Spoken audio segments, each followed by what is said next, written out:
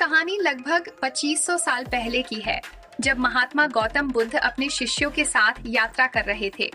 उनकी शिक्षा आज भी हमें प्रेरित करती है, खासकर तब जब हमारा पर्यावरण संकट में है।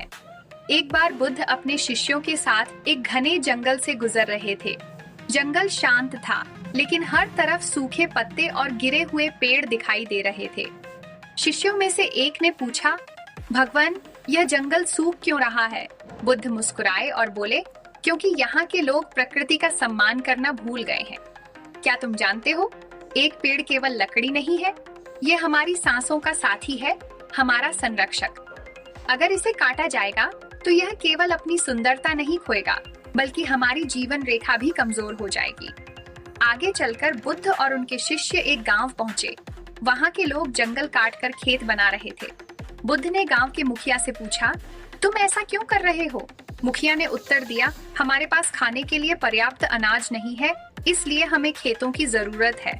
बुद्ध ने गहरी सांस ली और समझाया, अगर तुम जंगल काटते हो तो सोचो क्या होगा। मिट्टी बह जाएगी, बारिश कम हो जाएगी और आने वाली पीढ़ियां पानी और भोजन के लिए संघर्ष करेंगी। आज तुम्हें समाधान मिल जाएगा, लेकिन भविष्य का संकट और बढ़ जाएगा। मुखिया ने झुककर बुद्ध से पूछा, तो हम क्या करें भगवान? बुद्ध ने कहा, जंगल को बचाओ और उसके साथ जीने की कला सीखो। फलदार पेड़ लगाओ ताकि तुम्हें भोजन मिले और जंगल भी हरा भरा रहे।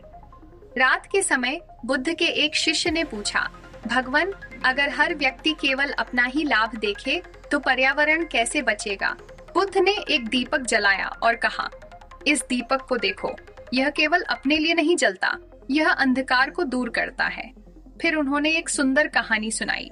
एक किसान हर साल अपने खेत के चारों ओर फलदार पेड़ लगाता था। किसी ने पूछा, तुम इतना मेहनत क्यों करते हो? किसान ने कहा, यह पेड़ मेरे बच्चों के लिए है। अगर मैं इन्हें नहीं लगाऊंगा तो आने वाले वर्षों में वे क्या खाएंगे? यह सोचना हर व्यक्ति का कर्तव्य है कि उसका हर कदम भविष्य पर क्या प्रभाव डालेगा। अगली सुबह बुद्ध ने अपने शिष्यों को जंगल के पास इकट्ठा किया। उन्होंने एक छोटा पौधा लिया और उसे मिट्टी में लगाया। बुद्ध, याद रखो, एक छोटा कदम भी बड़े बदलाव की शुरुआत हो सकता है। यह पौधा एक दिन बड़ा पेड़ बनेगा और अनगिनत लोगों को जीवन देगा। अगर हम सभी अपनी जिम्मेदारी निभाएं, तो प्रकृति हमारी रक्षा करेगी। महात्मा बुद्ध की यह शिक्षा आज भी हमें प्रेरित करती है। जलवायु परिवर्तन और पर्यावरण के संकट का हल हमारी सोच और हमारे छोटे छोटे कदमों में छिपा है। जैसा बुद्ध ने कहा था, जो प्रकृति को सहेजता है वही जीवन को बचाता है। आइए हम भी उनके दिखाए मार्ग पर चलें और पर्यावरण की रक्षा करें।